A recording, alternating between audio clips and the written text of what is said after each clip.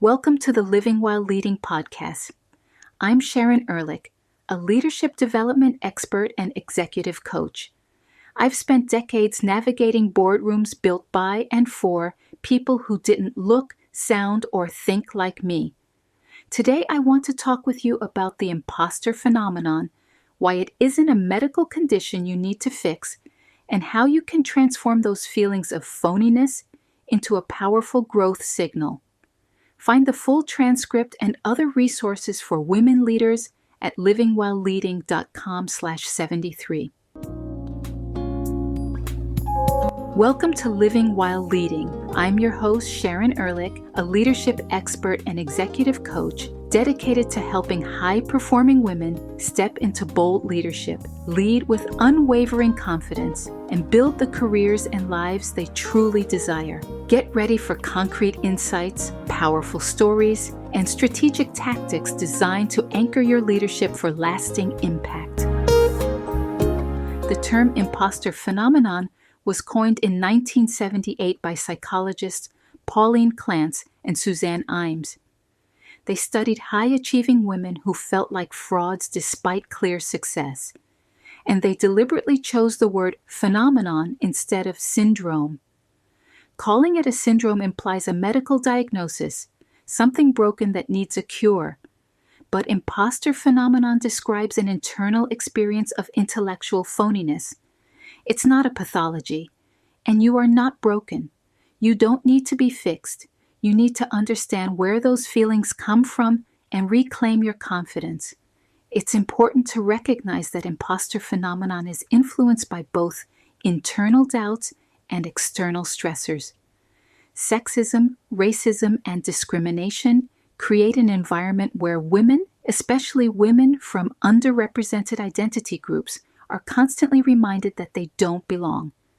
When you walk into a meeting as the only woman or the only person of color, the unspoken message is that you're out of place. Those environmental pressures fuel the imposter feelings you experience.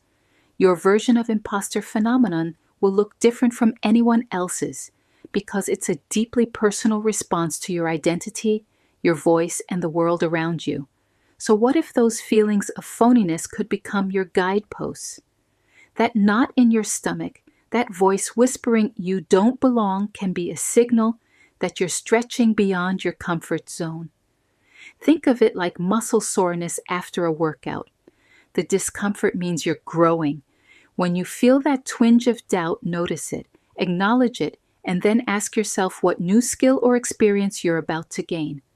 I'd like to share 3 simple exercises you can start today to transform paralyzing doubt into actionable confidence. First, keep an evidence backlog. Each evening, write down 3 wins you had that day. Maybe you led a productive meeting, solved a tough problem, or received positive feedback.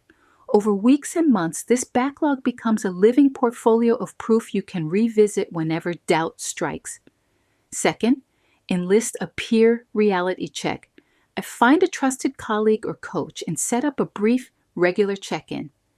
During these sessions, ask them to call out your blind spot strengths, things you're so used to doing well that you might take them for granted. Hearing an external voice say, "You lead with clarity," or "Your strategic insights are sharp," creates a mirror that balances your inner critic. Third, develop a reframing mantra. Choose a short, factual affirmation that speaks to your real achievements, like, "I've delivered 5 successful product launches. My expertise is real." Repeat that phrase before any high-stakes moment, whether it's a presentation, negotiation, or performance review. Repetition trains your brain to believe the concrete facts over the doubting voice.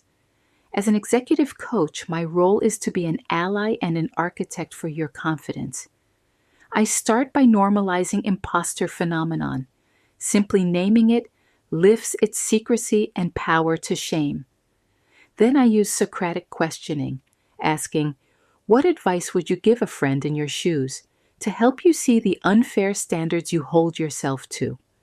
Finally, we build an identity mosaic together, mapping out all the parts of you, your identity, your years of leadership experience, your cultural fluency, so you can see how your unique background is a strategic asset, never a deficit. Imposter phenomenon might feel like an anchor, but you can turn it into a springboard. Remember that those internal doubts are growth signals, not evidence of brokenness.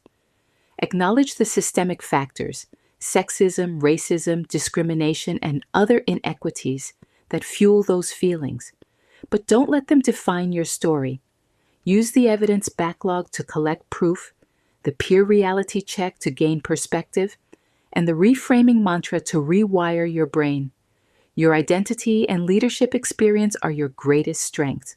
So step into every room knowing you belong there. If you're struggling with imposter phenomenon and are ready to strategize how to overcome it and lead with unshakable confidence, book a 90-minute Own the Room session with me. Visit livingwhileleading.com or send me a direct message on LinkedIn to schedule. I look forward to partnering with you on this journey. Remember, you're the solution to claiming what's important to you.